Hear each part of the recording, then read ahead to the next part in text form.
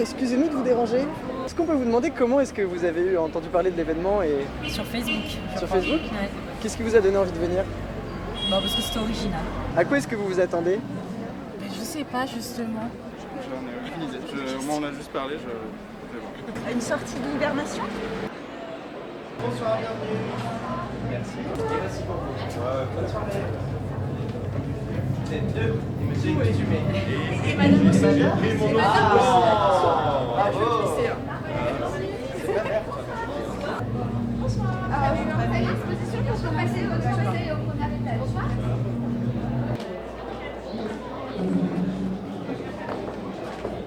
Finirait par descendre en bas. It's not. Il y aura une soirée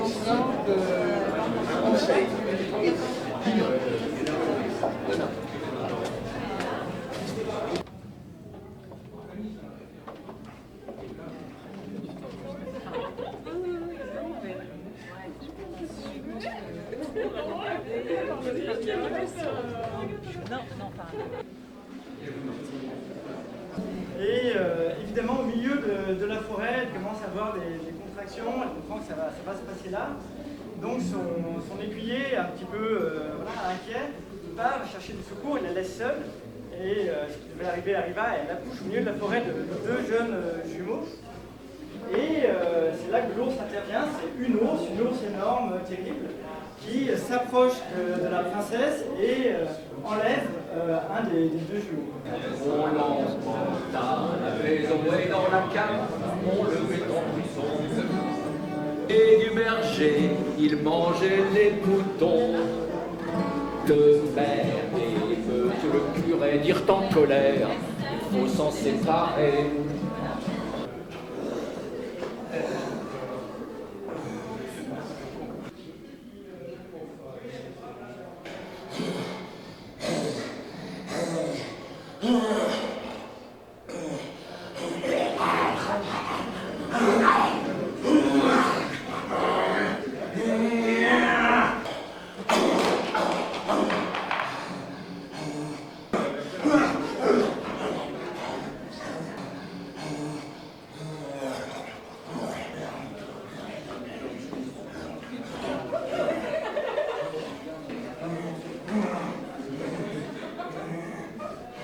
Je crois que c'est lié par rapport à l'histoire sur l'enfant sauvage.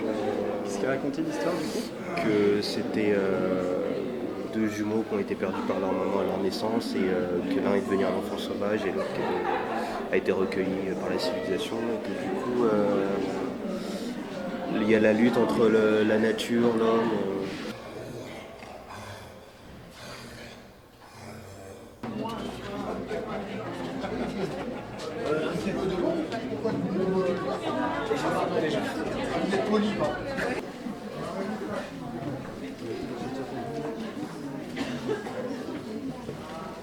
De ce que j'ai compris d'un documentaire que j'ai vu, c'est les boîtes de suie ou de je sais pas quoi, j'ai pas lu le texte, mais dont ils s'enduisent sur... je sais pas, là. J'ai vu un reportage, un docu je crois, qui avait dû passer sur Arte. Je me suis inscrite à la soirée via Facebook, j'ai eu des notifications diverses et variées, il y a un moment où le documentaire a été publié dessus et du coup je l'ai regardé. D'accord, ok. Voilà. Vous être parisienne ? Ouais. La signification justement de ce symbole, apparemment, là ils ont été gentils ce qu'ils m'ont expliqué, mais sinon il badigeonnait tout le visage, tout le corps, et c'était un signe de fertilité. Justement, est-ce que c'est ça ? Est-ce que j'ai bien réalisé ? Grosso modo, c'était ça. Grosso modo, c'était ça. Je leur dis que je suis mâchureuse, donc je leur grime le visage pour représenter la fête de l'ours et donc la fête de la fécondité. Voilà. Alors c'était lorsqu'ils sortaient de l'hibernation, les ours kidnappaient des femmes et les badigeonnaient de suie en symbole de fertilité.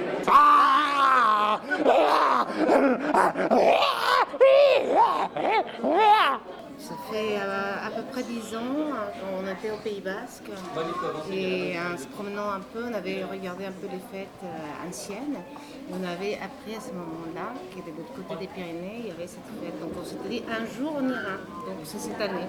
Celle-là, c'est le moment de la fin du mix, donc le moment du rasage symbolique, donc vous avez reconnu peut-être la pomme qui sort de l'eau. Alors, ça sert à quoi la pomme? Pourquoi la pomme? Je sais pas, je sais pourquoi la pomme, mais en tout cas, ils l'utilisent en fait comme une sorte de verrou pour étaler la mousse à raser.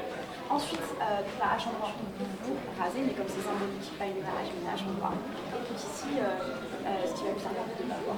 Et juste en face, la blouse du vernis. Quoi d'autre comme objet? De l'ours? Des fêtes de l'ours, on en a vu un autre là-bas, mais je sais plus ce que c'était. Voilà, on a pas retenu, c'est pas bien.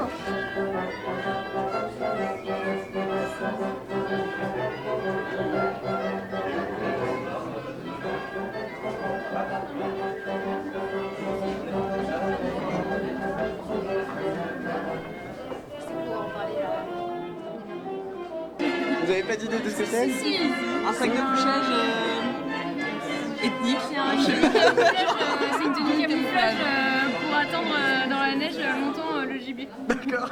Bah, à vrai dire, je t'en rejoins. Non, Oui. c'est un déguisement d'ours. Non, c'est du mouton. Écoutez, je pense qu'il m'irait très bien, mais je suis plus sur l'ours que la jupe. D'accord. Côté viril qui me plaît davantage. Voilà, mais on aimerait les essayer en fait, et on peut seulement les regarder, donc on est assez déçus. Vous avez lu la petite plaque Génial. Nous, on connaissait déjà le musée, mais je pense que c'est une bonne opération marketing pour les gens qui ne le connaissaient pas. D'accord. Que c'est un lieu extraordinaire. D'accord. Et vous connaissiez les fêtes de l'ours? Non. Et vous connaissez la signification de l'histoire? C'est une annonce de la vie qui revient, si j'ai bien compris l'histoire. D'accord. Mais je crois que c'est ça.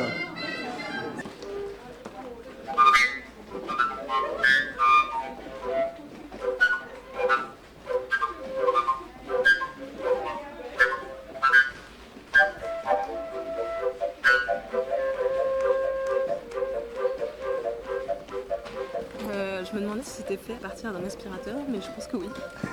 et je trouve ça pas mal, ouais. Honnêtement, c'est assez impressionnant, ouais. Très créatif.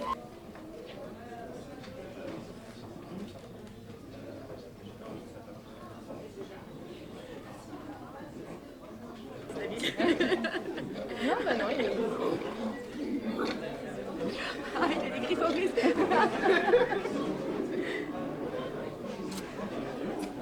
Oui, c'était marrant. C'est un peu surprenant, mais ça va. Vous attendiez pas à ça en venant dans un musée? Non, pas du tout, non. Il vous a fait peur? Il est arrivé comment? Il est arrivé comme ça. On aurait dit un animal. C'était un animal. En fait, il faisait une performance, il faisait l'ours en fait. Il se comportait comme et c'est pas juste limité. C'était vraiment, il était. C'était un ours, ouais, vraiment. Ok.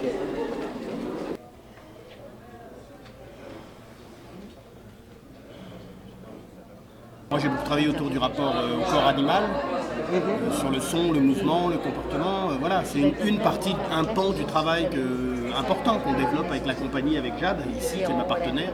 J'ai choisi 3 personnages pour moi qui est en bas, qui fassent un petit peu un trait de ours comme ça, parce qu'ils ont une légère ressemblance. Est-ce que vous vous êtes inspiré pour les costumes, les décors, la mise en scène finalement de la fête de l'ours du Haut-Val-Espire Un petit peu, dans le sens où, mais pas vraiment, assez décalé quand même. Et du coup, ça m'a donné aussi cette liberté-là.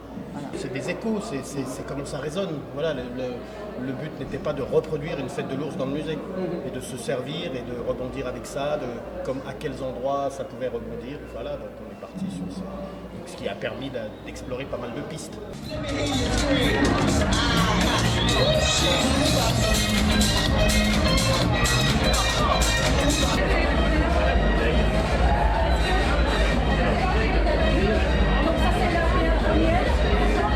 Vous l'avez goûté la bière de l'ours? Oui, j'ai goûté la bière de l'ours. Et alors?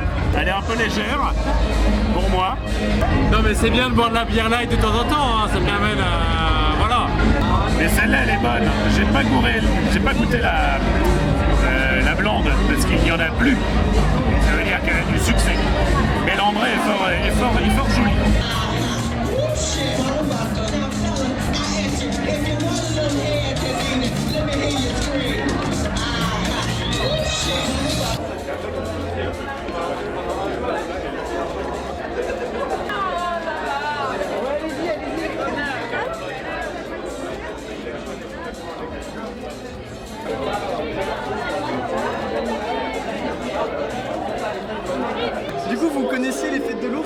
venir ici ou vous avez découvert dans le musée? Non, on connaissait déjà avant, on a eu un cours là-dessus il y a 2 ans avec une super prof et voilà. Comment vous avez trouvé les pièces qui venaient du sud de la France et qui racontaient les fêtes de l'ours du Haut-Val-Espire? C'était différent de votre costume à vous? Un petit peu. C'est plein de bobos parisiens. Certains ont mis les pieds déjà dans un village dans les Pyrénées, mais il y en a plein d'autres, ils n'imaginent même pas comment c'est un village. On est pour que les fêtes de l'ours rentrent au patrimoine mondial de l'UNESCO. Le patrimoine immatériel, on a signé. C'est Benko. C'est pour bientôt. Je peux vous demander si vous avez vu le musée? Non, justement, on arrive à 21h30 et tout le monde a dit non, c'est fermé, il est 28, c'est trop tard. Voilà. Vous n'avez pas vu les pièces exceptionnelles qui venaient? On n'a pas vu les On a commencé par le bas et le temps qu'on marche un peu, qu'on passe truc et tout, on est monté et c'était fermé. Donc ouais, vous êtes déçu de ne pas avoir vu? On est extrêmement déçus. Steven, dis-nous quel était ton rôle ce soir? Eh bien écoutez, un rôle assez important puisque c'était l'organisation de tout l'événement. Je suis arrivé vraiment comme chargé de production de l'événement, donc c'est-à-dire tout de A à Z. Je suis ravi moi personnellement, ravi pour ce qu'on a fait, ravi pour l'image qu'on a donnée aussi. On a eu 1575 réservations et on a eu plus de 1100 personnes qui sont venues. Les gens entrent dans le musée et découvrent différents espaces, découvrent un musée qu'ils connaissaient ou qu'ils ne connaissaient pas. Donc déjà une atmosphère, une mise en scène et en plus de ça on y a ajouté des objets qui nous ont été prêtés par les organisateurs de la fête de l'ours. Et là c'était une plus-value parce que du coup c'est comme si on avait les reliques. Et je pense que ça c'était très bien reçu et c'était aussi tout l'intérêt de la mission. C'est-à-dire que pouvoir faire en sorte que nos visiteurs puissent ressortir avec l'idée de qu'est-ce que la fête de l'ours et encore plus de comment est-ce que l'on fait une fête de l'ours dans le Haut-Val-Espire. Et donc du coup, ce qui s'est passé, c'est qu'il est venu nous voir à l'école et comme on est des premières années, il nous a dit vous serez sans doute intéressés par un mini-stage de médiation culturelle, donc venez au musée La Chasse et de la Nature, on va vous faire une activité de médiation culturelle. Je serais trop tentée d'aller voir les fêtes de l'ours. Ah mais ça c'est clair, il faut passer un week-end là-bas, en plus là ça a rien à il y a juste le nom qui reste je pense parce que c'est pas la fête de l'ours comme vous pouvez la faire quoi.